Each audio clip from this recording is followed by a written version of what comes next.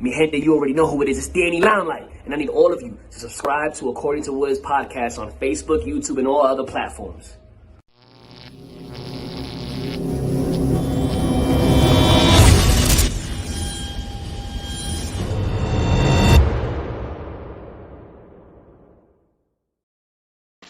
What's good, party people? This is According to Woods, and I have the honor and privilege of talking to somebody who's making his Josh Barnett Bloodsport debut at Josh Barnett Bloodsport 4 this Saturday, February 13th. He's the one and only Bad Dude Tito. Tito, what's going on, my man? What's up, bro? How you doing? Doing good, man. You're flossing to death with that Legion of Doom shirt. My goodness, that's so fresh and so clean. Gotta stay dripping. Yeah, man. But dude, I mean, you're debuting for Josh Barnett's Bloodsport this weekend, and you have been a complete submission grappler, a complete professional wrestler, racking up titles and championships and competitions from, one end of the state to the other. But I mean, this for Bloodsport, it's a bit different, right? Oh yeah, man. It's like a combination of pro wrestling, grappling. You got your striking. There's some MMA involved. It's a whole spectrum, brother. I know, I love it. I love it. But obviously, there's easier ways to make a living, right? Than being a professional wrestler. So how does one young pre-Bad Dude Tito end up getting involved in the wild and crazy world of professional wrestling? Well, man, I started as a fan, as a young kid, waking up Saturday mornings, Sunday mornings, watching Superstars, eating your My Bowl cereal. I think it was like cartoons, and then around 11 or 12, the Superstars would come on, and we'd watch that. And then from there, me and my brother would get down wrestling and fighting in the living room, And that's how my love of professional wrestling started. But when I was about 15 or 16, I found a wrestling school not too far from me, and I had a high school buddy that was training there, and I was lucky enough to tag along with him. And once I got in there in that ring and that dojo and started training, it was I fell in love with it, man. So we just kind of took off from there. So, I mean, during those Saturday morning excursions, and I mean, I'm kind of the same ilk where. There we go. No, you're good. No, I mean, I remember, and I'm an LA transplant, but I originally was from the Bay Area, and I remember on Saturday mornings we had a 3-hour block. We had monster trucks, right, Yeah. Monster Jam. American Gladiators and professional wrestling, right? And it was almost like, again, like opening match, mid card, and then the main event was WWF Superstars or Wrestling Challenge, right? But who were some of your favorites? Growing up, my favorites were like obviously Hulk Hogan, Ultimate Warrior, Macho Man, still a big Macho Man fan, but like LOD, obviously. But I also liked the heels. Like a lot of the heels that I liked was like Rick Rude. I used to mimic him a lot with the dancing and stuff. And Mr. Perfect. I always loved Perfect. It was so great. Probably because of the vignettes and his in-ring work too. It was always fun to watch. I still, as a 35-year-old man with a wife and kids, every time I have gum, I do the Perfect. Like that's. I still do it too. Yep. Right?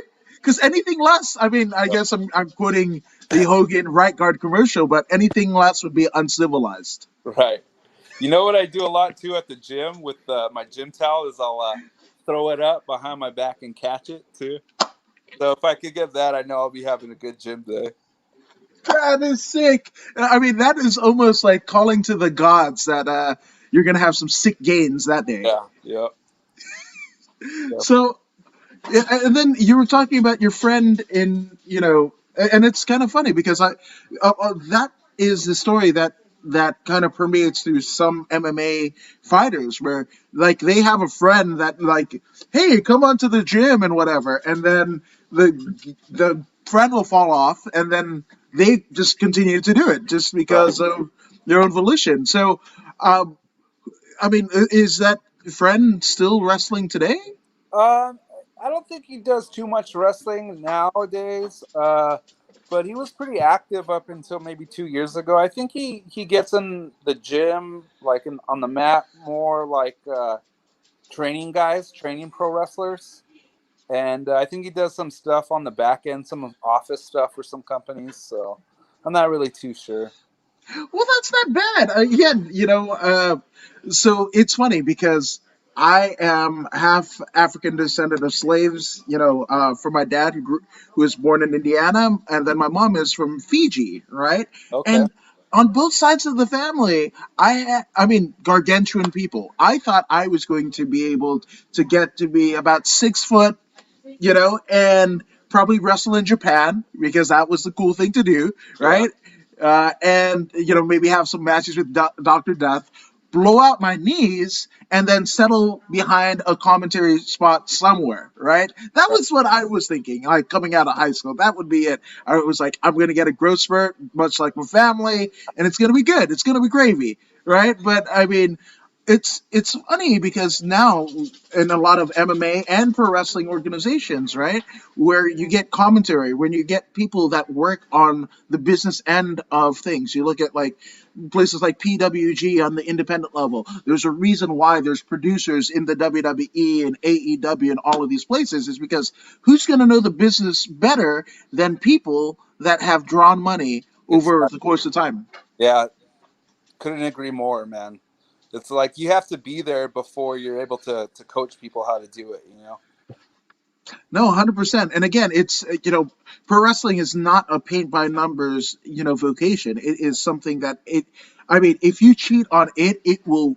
I mean, it'll throw you into almost like the proverbial what is it, the garbage disposal. Like, you can't do it. You have to be all in, right? And it's a it is nothing that you could kind of mimic, right? So to be in the ring and have that talent, to be able to draw money, to be able to listen to the crowd, those things, to be able to call it in the ring, like, those are things that, again, if you aren't there, if you've never done it, it's hard to be able to convey that to the next generation of talent.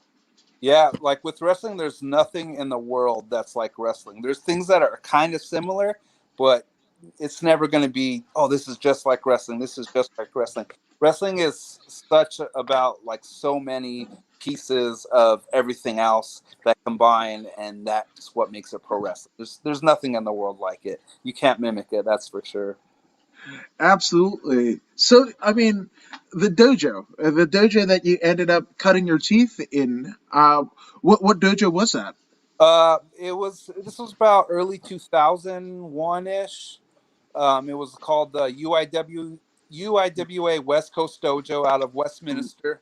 I remember this. Okay, Yeah. since Brad was the head trainer, and I was about 16 training there at the time, so it was pretty tough on me. I had to hide it from my mom. She definitely wouldn't be into that if I was wrestling, and I had to save up my lunch money, and that's how I paid my tuition, along with like mopping up, cleaning up, setting up, paying my dues that way. So it was pretty difficult to do as a 16-year-old, that's for sure. Absolutely. Well, I mean, Alex Ramirez has a different way to pay for anybody else that is looking to get into professional wrestling training. He says, "Hey, Tito, hashtag Dogecoin to the moon." Okay. Oh, oh, Dojo. I thought you meant Doge. Okay, there's a clarification there. Hey, I don't hate. I've got about 1,000 Dogecoin because hashtag to the moon. I don't know. I don't know. We'll I've been see. thinking about it too. I've been seeing everyone going crazy online, so maybe I'll get involved. Oh, I went in at 3 cents and it's at 8 cents, and this is something that like was a fraction of a penny a couple months ago. So I'm just saying. I'm gonna have to look at that. Yeah, man. So you in terms of your training, like how long did you train before you had your first match? I kind of got thrown into the Shark Tank relatively early. I don't think I was ready. I only had like 3 months of training, which is not a lot of time at all. And they pretty much just said, all right, well, you've been training with this guy for 3 months. My trainer put the match together and he said, go out and do it. And we did. I pretty much botched every spot he gave me, but I tried my best. It was pretty nerve-wracking. I wasn't ready at the time. So, but when your trainer tells you to do something, you just kind of got to fucking do it, you know?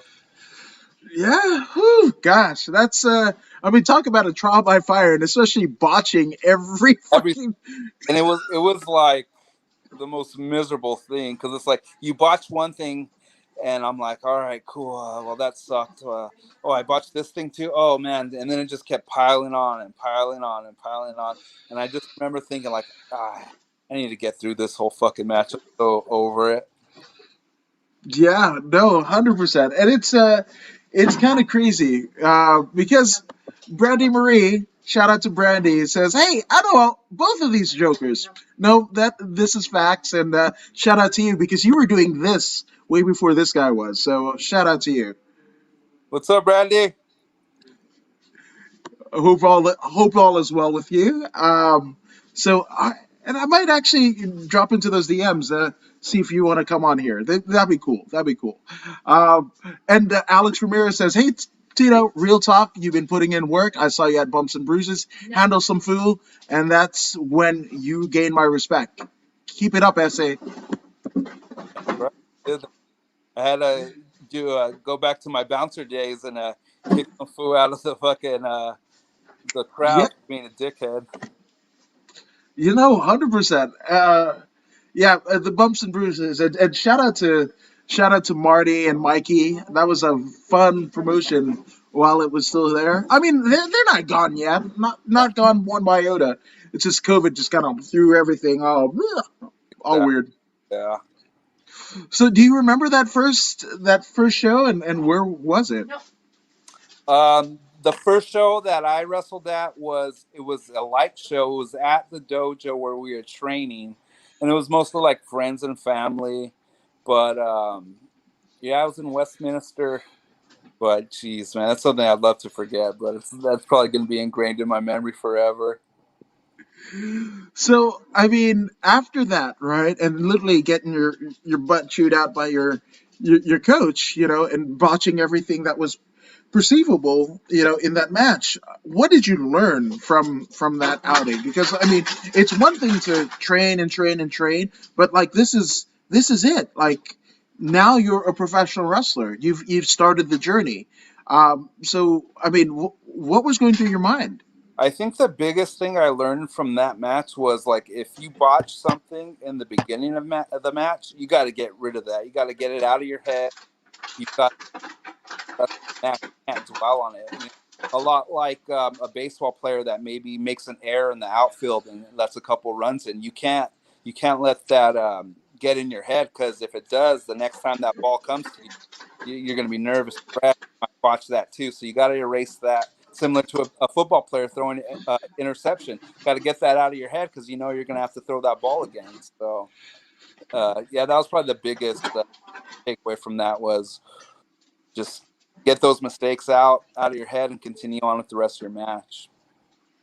No, 1,000%. Now, obviously, what was the kind of idea after that first match? Were you like, okay, this is where I need to improve on? This is, should I gain knowledge in other shows, try to get booked on as many shows as possible to continue to ply the trade? Like, what was the ethos? Back in training, don't be nervous in front of the crowd. Really feel comfortable in front of the crowd, and it's not a sprint. You're there to work, so put in the work. Don't be fucking sprinting all your spots. Don't be trying to run through everything. Take your time, sell, show emotion, show your facials, and that type of thing. Now, were there obviously you were talking about your love for Hogan and Warrior in terms of you kind of coming up as a fan, right? As a young man, as a fan. But once you started to get in the ring, were there any wrestlers that you emulated a little bit more in terms of how you approach the business? I think once I started wrestling and started watching a lot of wrestling, especially outside of the U.S., that's when I started to realize, like, oh man, there's a whole new world to wrestling besides WWE or WWF at the time. And I thought, all right, well, who are some guys I would like to emulate? I started watching a lot of ECW.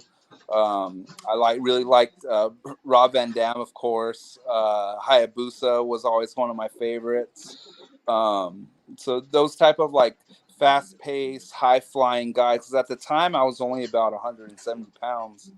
So, I was still just a kid. I was a teenager. So I wanted to emulate more of the lucha style, more of the fast-paced stuff.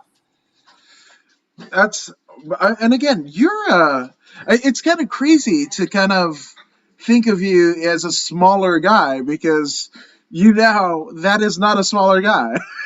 Right now, I'm like 230 pounds, legit heavyweight. But at the time, I was just a kid, 15, 16, still going through puberty. So hadn't hit my man body yet. So yeah, I just wanted to be like a quick pace luchador type of guy, high flying, high spots type of guy. So, and then, I mean, in terms of like some of the promotions that you worked after working the dojo show, because a tenured veteran of not just the SoCal scene, but like beyond, right? So, what was your first match away from your home promotion in dojo? That was tough. I would do a lot of these WPW shows at the marketplace in Anaheim. Yeah. That was they pretty much ran shows every Sunday, and that was the way I could get in the ring and get experience. You basically just show up and say, "Hey, I'm here to wrestle. Do you have a spot for me?" And they'd put you on. So that was one of the spots I really cut my teeth on. I love it, and I mean, talk about humble beginnings because I mean, it's especially you're essentially in a flea market. That's almost the equivalent of being a band and you're playing a bowling alley, Yeah, right? Like, exactly. I mean, Van Halen played a bowling alley. Like that's legit. Like that happens, right? But I mean, that is as like humility breeding as you can get, right? But did you kind of figure out like, okay, I'm going to get what I need from this experience, and then just kind of rocket to the moon?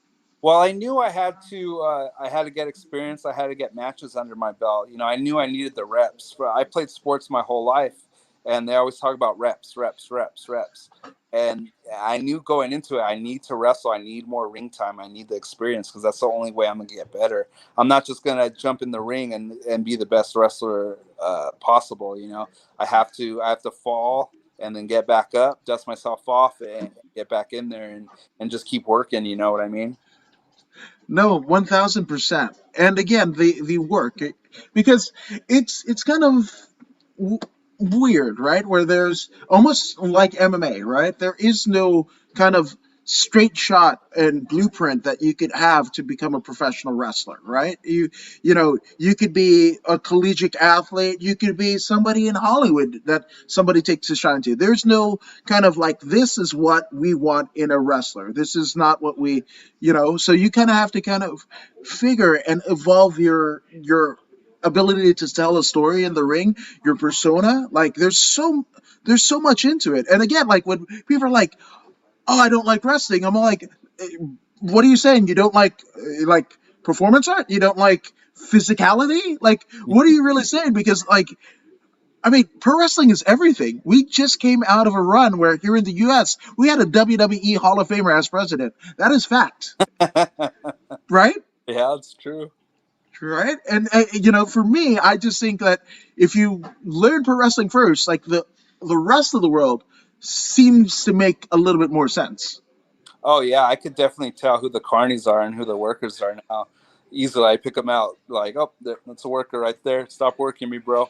Oh, there's a carny right there trying to make $1. Don't carny me, brother. That's The- one of like my main takeaways from wrestling. which I gotta ask because I mean Chris Jericho kind of said in his book about the Rock and Roll Express where somebody gave them a piece of memorabilia and whatever, and they literally was like, "Oh yeah, thank you," and then sign it and then turn it back around and sell it for like $80 or something like that, right? So without naming names, what is the carniest thing that you've ever seen? Uh, all right. So I used to get booked out in Oregon, right? And Yeah. they would pay us. They'd pay us, and then they'd give us like a meal voucher for dinner, but lunch was on us, you know. But we had a hotel, and in that hotel, it was like a continental breakfast. They had an omelet station, so I'd make sure I ate my omelet in the morning, and made myself a breakfast omelet with a little protein bar on the side, and I would just pack that aside, you know. And then that's how I was able to save a couple bucks over there when I was wrestling in Oregon. But yeah, I mean that was pretty carny. I've seen some other carny stuff where I don't want to name any names, but yeah, basically this guy had a ring entrance gear, but it was just like a sheet from the hotel, and then he would sign that sheet that was his entrance gear, and then go and sell that for a couple $100. Hey, kiss fizz, kid, kiss fizz. You gotta. And I was like, wow, like I don't know. I was like, that's pretty fucking smart, man. I guess. Yes. Yeah. Oh man. I mean theoretically, if that story took place in, like, I don't know, maybe like the Southwest or even into like the South, I mean that right there, what he made in gimmick merch at the merch table, that's Waffle House. Yeah. I'm just saying, right? I mean, you sell that for a couple $100. That's your car payment right there. For That is. from a free from the hotel. Ooh, gotta love that. Yeah, and I gotta, because you were talking about the Oregon trip, right? And that had to be super gratifying in terms of your career, right? You're a Yeah. Southern California guy, and you're being able to ply your trade in a place that you're not all too familiar with. That had to be amazing. That just these and your trunks, and you were going to Oregon into the Yeah, Pacific Northwest. and I felt appreciated. You know, I was getting flown out there, and then we'd go wrestle in Oregon and on the weekend, and then fly to Vegas, and then wrestle in Vegas, and then I'd fly back home. So I'd make a pretty good amount of money. And I thought, wow, man, maybe this wrestling thing is for me. You know what I mean? And then if you stay pretty carny with it, and you pack your breakfast lunches, you'd save even more money. And then you sell some merch at the merch table, sell a couple shirts. You're golden, brother. Yeah, I mean, sometimes, again, most people kind of like, oh, the merge table or whatever, and not really put. And I see it in MMA a lot too, where people were just like, oh, I've got a fight shirt because I've got a fight coming up, and then it's the most gaudy thing ever. In like literally, like, oh, the place where the warehouse that I got, they had a sale, $3 a shirt for neon or whatever, and it'd be like the most eyesore thing that you could Right. imagine. But I mean, like, again, if you can make merch, sometimes you could make more than your payday. Yeah. If you make some cool swag. Yeah. No, it's very true. As far as merch goes, the type of merch I like to make, uh, it's like, oh, that's cool. I would wear that. If I would wear that, maybe a fan would wear that. So I definitely wouldn't go the cheap route buying the neon green $3 bootleg special. I usually go all out on my merch. I actually have new merch out right now. So if you want to hit me up on Twitter, Instagram, or Facebook, feel free to DM me. Yes, they are sick. They are absolutely sick. I mean, there was I almost. I can say it, right? Like, it almost is like that Raza type shirt. I mean, Chavo Guerrero had a similar, but not as well done as Tito's Yeah. shirt back when he was in his run as the ECW champion and whatever, and he had La Familia. But Tito's, if you like that design of the shirt, Tito's new design is even sicker than that. So you want to go ahead and DM him right now, if not sooner. Right now. Exactly. Thanks for Which, the plug. oh, of course, dude. Like, that's it. Plug all your shit. This is what we do, Which, in terms of like, pieces of merch that made it to the gimmick table that should have been left on the ground floor. Did you ever see in your kind of like your travels, like a piece of gimmick stuff that were like, Why are you selling that? And oh my God, that's working. Other than the sheet. Other than the sheet, you know, sometimes I see some pretty janky 8x10s where I'm like, did you just like print this out at your house, like with the real bootleg printer? Like, did you just take a selfie and then print it out and sell that? I mean, if they sell, good for them, but I couldn't be one to buy that, you know. Yeah, I mean it happens. It happens, but again, it's all of the art of the deal, as some folks will say, right? As the Hall of Famer might say. Yes, damn right, damn right. So obviously, this event on the February 13th, right? This Saturday. This is Bloodsport, Yep. right? And obviously, you have not just this pro wrestling pedigree, but you have submission grappling. You are what most old timers would call a shooter, right? So, did you end up getting your love for submission grappling from pro wrestling, or I mean, was it something that was like kind of equal to, or how does this come about? Well, me and my brother, we would always wrestle at the house. It would always get really physical. It would pretty much turn into a fucking fight, basically. Brother and we wouldn't just punch each other in the arm or in the stomach. We were aiming at the face. We were aiming to hurt each other. So I always had that like fighting spirit, that Bushido in me. But then when I started training professional wrestling, at the end of class, we'd always shoot and we'd always wrestle. And I was like, man, I kind of like this. This is really fun, you know. But we do it for cardio, we do it for fun, we do it for machismo. You know, it wasn't. I didn't really know much, you know. I never wrestled in high school or anything like that, but it kind of came natural. I always played sports growing up.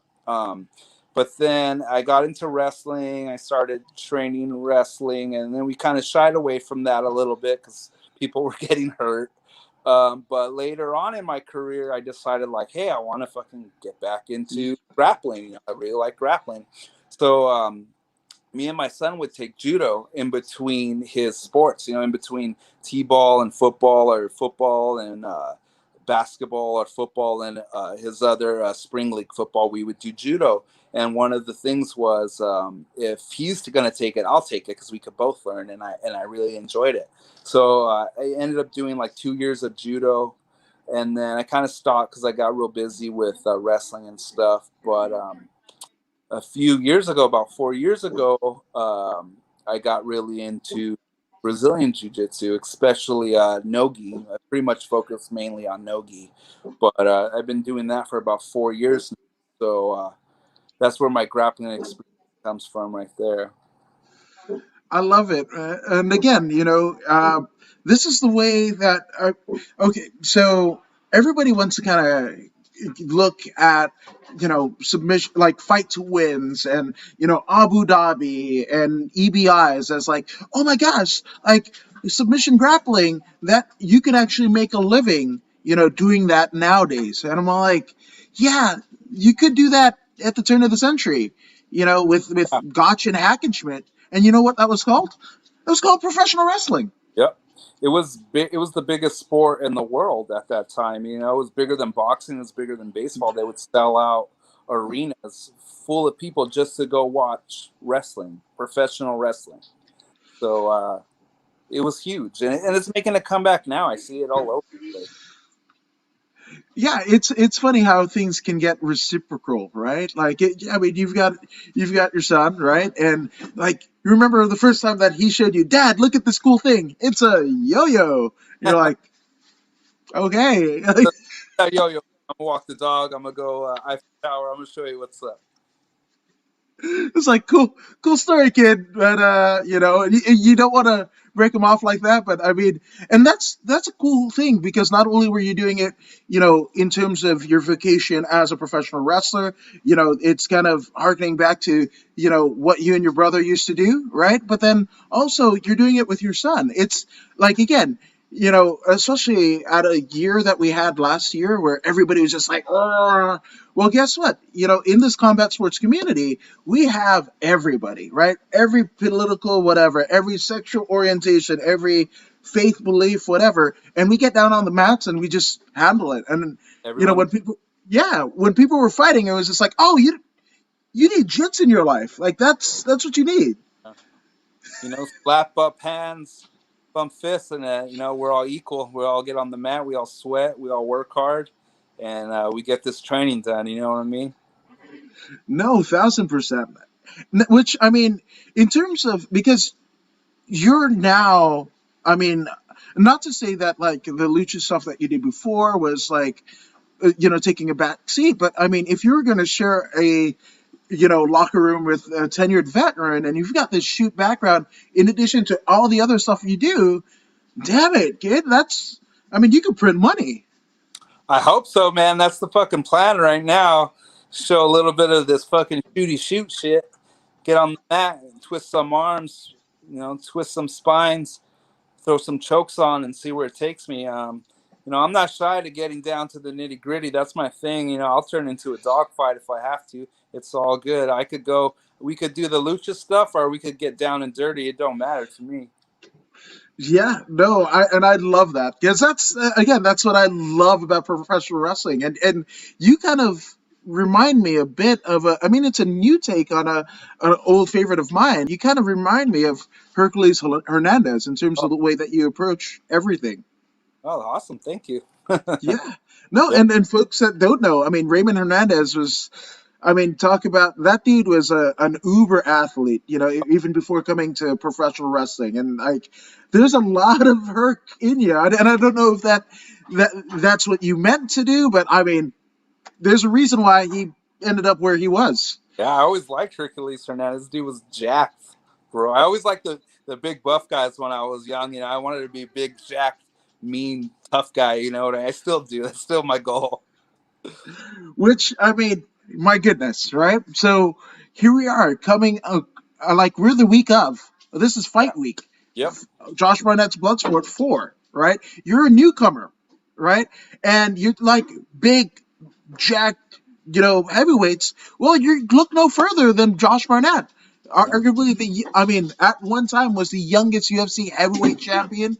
I mean, torn through everything. Did bare knuckle this early past year. Like he's just, combat sports everything, right? So, how do you get the call? Oh, go ahead.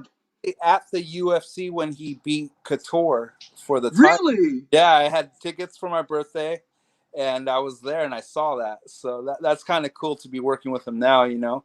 But I got the call a few weeks ago. He said, "Hey, Teets, you ready? You want to do some Bloodsport?" And I said, "Absolutely, brother. I've been waiting. I've been foaming at the mouth to get in that mat and show my skills and show what I could do. You don't have to ask a second time. I'm there, brother."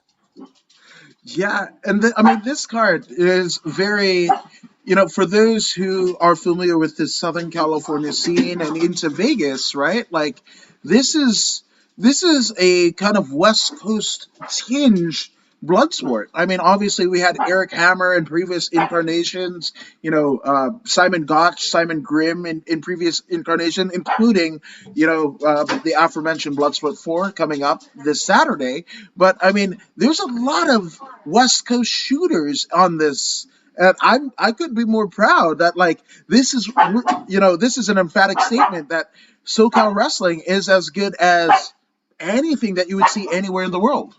Yeah, I think SoCal's very underrated. It's like the hidden gem of the wrestling community.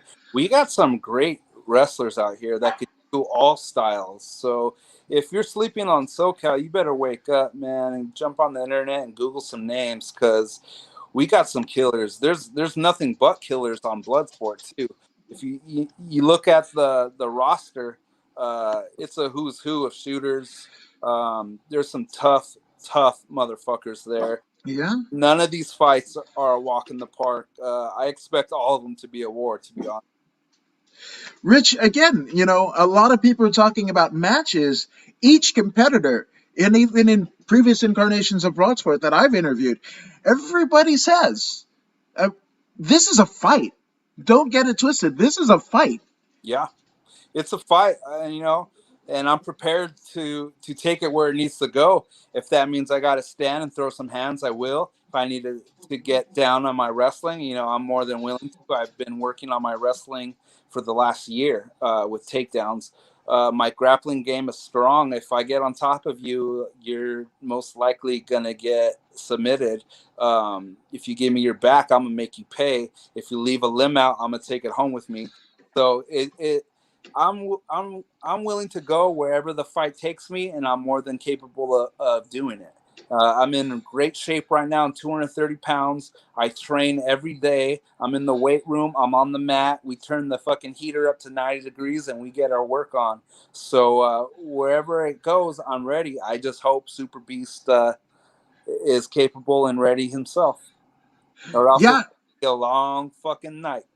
yeah, he's gonna fucking have to pack a lunch. Damn it, Yep.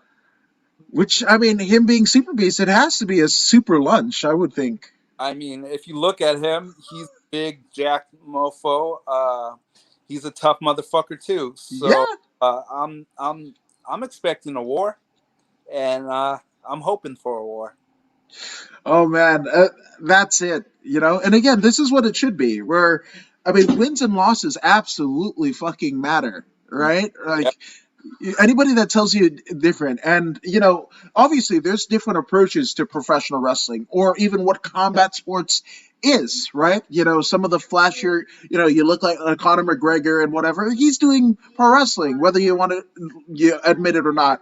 Muhammad Ali grew up watching Gorgeous George and Fred Blassie and stuff like that. So even in people that have employed in other sports a bit of pro wrestling, it is amazing in what they've done with their careers. But this is different. The Flash is out. This is down dirty, as gritty as it gets, and this is what I love about it because, again, the wins and losses matter. The will to win. This is an athletic competition, a fight between two adversaries, and we're going to settle it in the ring and let the dust settle where it may. Yeah, definitely, man. This is down and dirty. This is a fight. I'm ready for a fight. I'm ready for a war. I welcome it. You know what I mean? I'm cut from a different cloth. I want this shit. I love it. I want to get hit in the face because you know why? It's gonna piss me off, and it's gonna make me throw heavier. It's gonna make me fight harder, and I love it. I love that type of fight. I love that type of party. That's why I do this shit. Yeah, the fucking knuckle party. That's where it is. And it's I mean, there was an incarnation of Bad Dude Tito where, I mean, you wore your battle scars through and through. I mean, the tooth that you literally lost, there it is. Bam. And again, if you're telling me this guy isn't ready for a fucking fight, I'll tell you different. Hell, he'll tell you. Yeah, I'll show you. How about that? I'll show you this Saturday. Shit, yeah. Fuck yeah. I'm amped. I'm fucking amped. What? I was able to get a glimpse of what the brilliance of Bad Dude Tito, obviously through championship wrestling from Hollywood, right? There were also, I mean, I got to see it up close and personal with you and Che Cabrera as the Wolf Zaddies. Man, how the hell did that come about? Because that is completely different. And that just shows the versatility of an ass kicker that you are, that you can do it both. And I love tag team wrestling. And what I saw was amazing. So how did the formation of Wolf Zaddies come about? Here he goes. There we go. Sorry about that. No, you're good. So yeah, me and Che were just dojo bros. We'd always train together. When you're training pro wrestling, you usually match up with dudes your size that you could base for. And he was my partner all the time. And then we had a bunch of things in common. And it turned into a great friendship. We started hitting the road to Vegas and tagging out there. And a lot of people don't realize that me and Che have been tagging together for a long time, like probably about 9 years. Yeah. So, but we never really had a tag name. It was just Che and Tito. And we were headed up to San Diego one time to wrestle, or down to San Diego to wrestle. And we were like, man, we just need a name. We're just goofing around. and we're like, he always said Zaddy, like, "What's up, Zaddy?" Like, "Oh, looking good, Zaddy," like always trying to boost your ego and light you up, So we're like, all right, well, let's use Zaddy. Zaddy's funny, and we like that, The girls seem to like it, And we're like, well, how about Wolf? Wolf's cool, We like wolves. We could howl. That'd be fun to howl. We could do promos and howl, and that's kind of how that happened. We just kind of meshed both things. We still wrestled the same style. We were still kicking ass. We still had really cool tag moves, but we just kind of needed a name, And then it kind of took the shot to the moon, as they say, right? Kind of Yeah. made its own thing, and now everybody says Zaddy in wrestling when I see them. Oh, what's up, Zaddy? Nice to see you, Zaddy. And people love it. It's fun, it's funny, and it's just a good little hashtag. Oh yeah, 100%. It has become of a different form, almost like the oos. If you've ever around any of the Anawahi, folk and kin, it's just the longest oos ever. Right. It's Zaddy's. Is that of a different form? Yeah, definitely. Yeah, everybody loves the Zaddy. That's amazing. That's amazing. Now, obviously, you're only as good as your last match, but I want to get into, like, in terms of what is the definitive Bad Dude Tito. If we can look at a match and that you've done previously going into Bloodsport 4, if people wanted to get, like, exactly what Bad Dude Tito is, like, what match would that be in your mind? So I would say my most recent match with Ray Rosas at Primetime at United.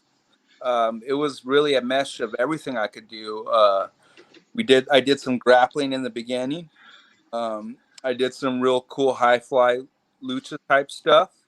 And then when it came down to it, I'm a big fucking dude. So I got in my strikes, my big snug strikes. I got in some really power moves, and it was a real good collage of everything I could do in the ring.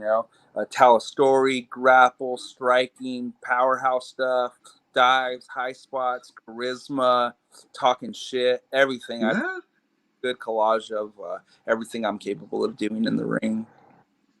I love it, and again, that's on the Fight TV app. And again, you're going to need the Fight TV app to both Bloodsport 4 and 5 coming up on February 13th and the 20th to see Bad Dude Tito. But you can also catch United Wrestling Network's Primetime Live on Fight TV.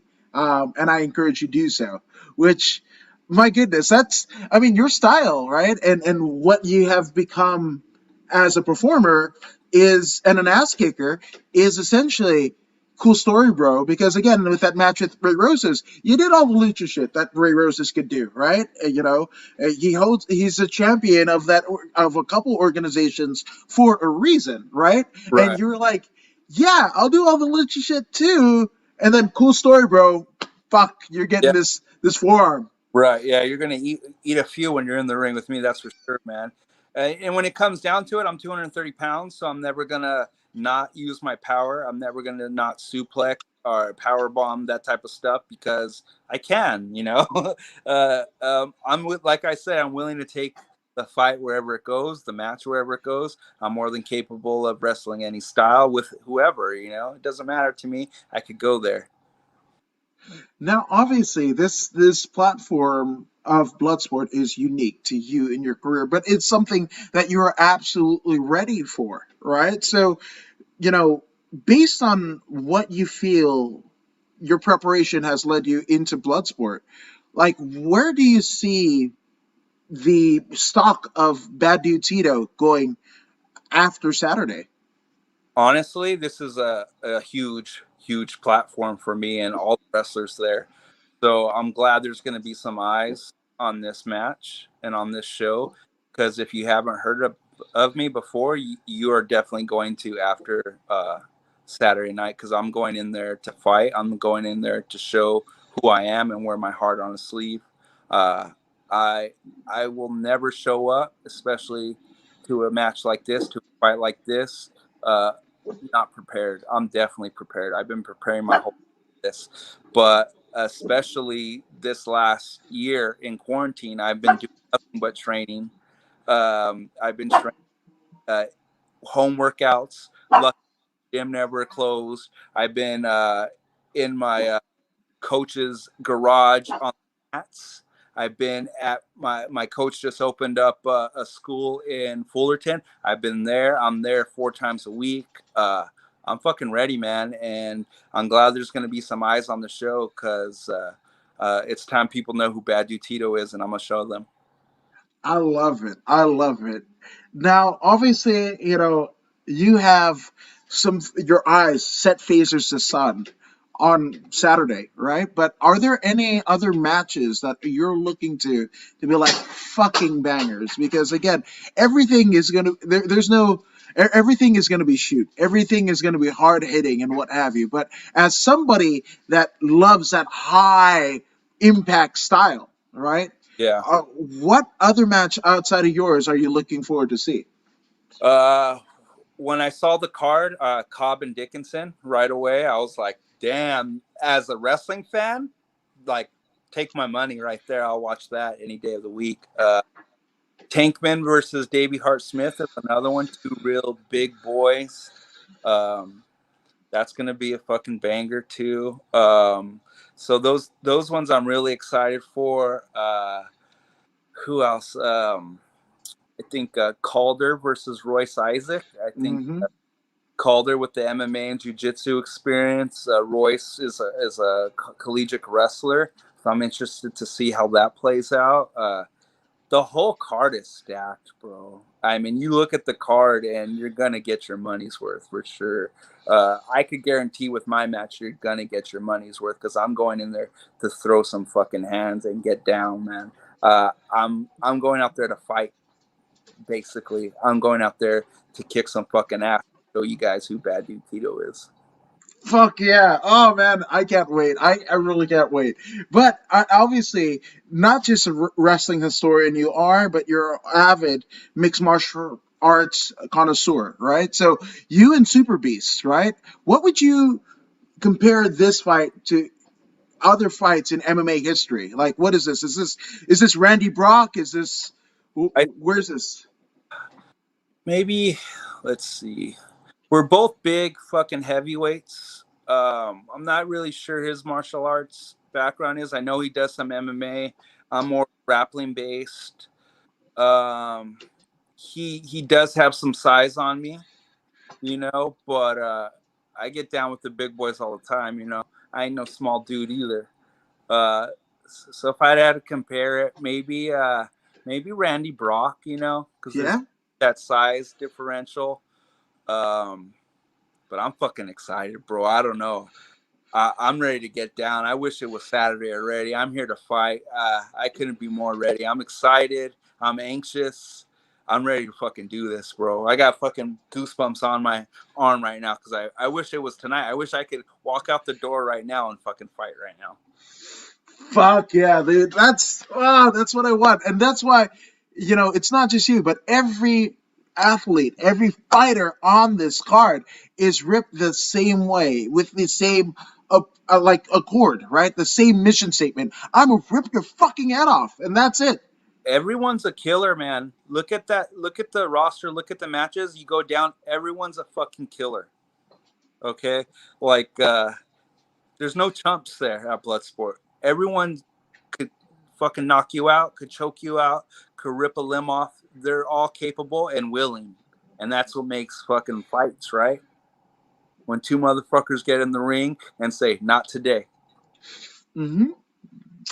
Yeah, one would argue, especially in the instance of Forrest Griffin, Stephan Bonner, there would be no sport, right? Yeah. If not for fights like that, like not today. And again, 2 combatants that are giving no quarter. Like this is not whatever flips. Nah, fuck that. Like the only flip that is gonna happen is me flipping you outside of the blood, from the no rope ring to the canvas to the outside the concrete. That's the only flip that's gonna happen here. Yep. Only flip's gonna happen is me flipping you up and you dropping on your fucking head. That's about it. Yeah, fuck, man. Oh, I can't wait. Shit, me. I mean, I like you for a different reason because I'm not ripping up anybody's face. But, I mean, I want to watch other people do that. So I mean, Bloodsport is my shit, dude. If you like violence, Bloodsport's where it's at. If you like violence, buy your Bloodsport pay per view because there's gonna be violence and there's gonna be lots of it. Damn right. Which obviously for somebody to you know, get into a fight kind of mentality. What are some of the things? I mean, like, what is the process for violence of a bad Tito? Right? Is it music that you're listening to? Fucking, art of war? Are you reading? What is it? I like to meditate. Really, I like to envision where the fight goes, where it's going to take me, the good and the bad. I like to stay calm, actually, but it's really hard to control your emotions. You don't want to get too high, you don't want to get too low, but I like to stay really calm. But but know I'm there to do damage. Know I'm there to hurt somebody. Um, and just walk into that mat, walk into that ring, knowing and being focused of the job at hand, knowing what I have to do to take home the W, and there's nowhere I won't go to get that W.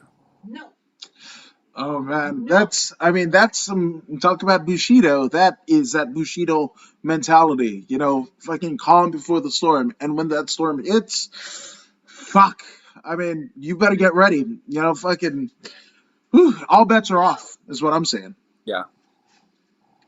So obviously, Tito, there have been a litany of people that have helped and encouraged you. Not just heading into Bloodsport, but also throughout your career, personally and professionally. So, take all the time you need, my man. Go ahead and Uh, get some shout outs out of the way. Santino Brothers Wrestling Academy has done wonders for me. We talked earlier about me starting off wrestling at the UIWA West Coast Wrestling Center, but I did take some time away from wrestling, and when I came back, I went to the best school possible, and that was Santino Brothers Wrestling Academy.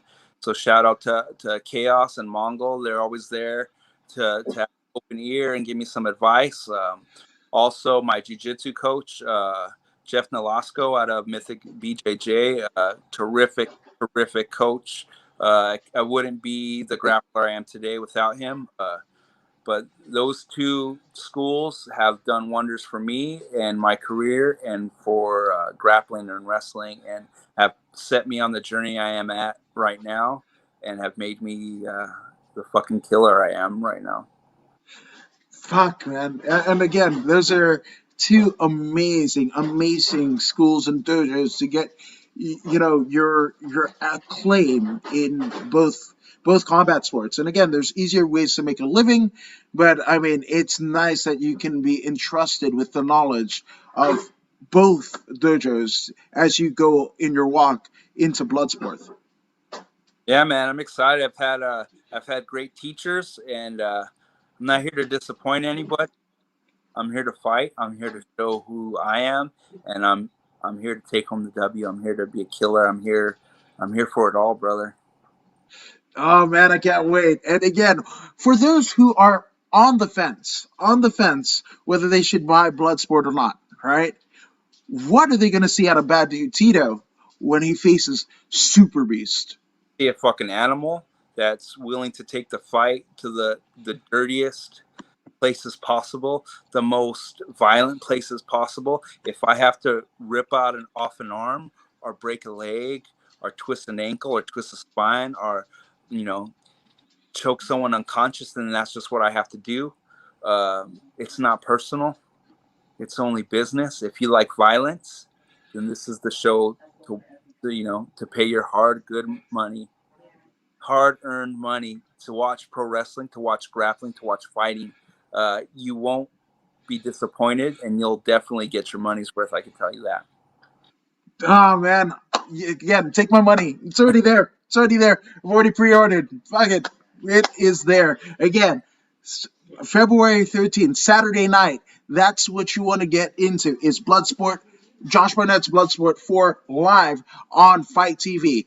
And for those who want to get the sick t-shirts that you have, as well as watch your march into Bloodsport, where can they find you on social media, my man? Find me on Twitter, Instagram at Bad Dude Tito. Just hit me up, slide in those DMs. I'll get your shirt out real quick. I might send you a little bonus 8x10 or some bonus baseball Tito cards. So, come on in. And, your money is in good hands because I ain't going to disappoint Saturday night. Man, I can't wait. Can't wait for Saturday. Again, if you guys don't know, Saturday night, Bloodsport, February 13th, you're going to see Bad Dude Tito amongst a litany of violent animals do havoc like only they can. And I cannot wait. Fuck, this is going to be good. Damn right. Tito, thank you for joining us here at According to Woods. Thank you guys for watching us here. And if you haven't already done so, go ahead and like, share, and subscribe to the According to Woods podcast on Facebook, YouTube, and Twitch. And damn, Bad Dude Tito, you're subscribed, right? Yeah, definitely. I never miss a show. Fuck yeah. So be like Bad Dude Tito. Be like me. Hey, be like Zeta Zhang. Go ahead and subscribe to the podcast. And, here's to you. Hey, this is Zeta Zhang. Make sure you subscribe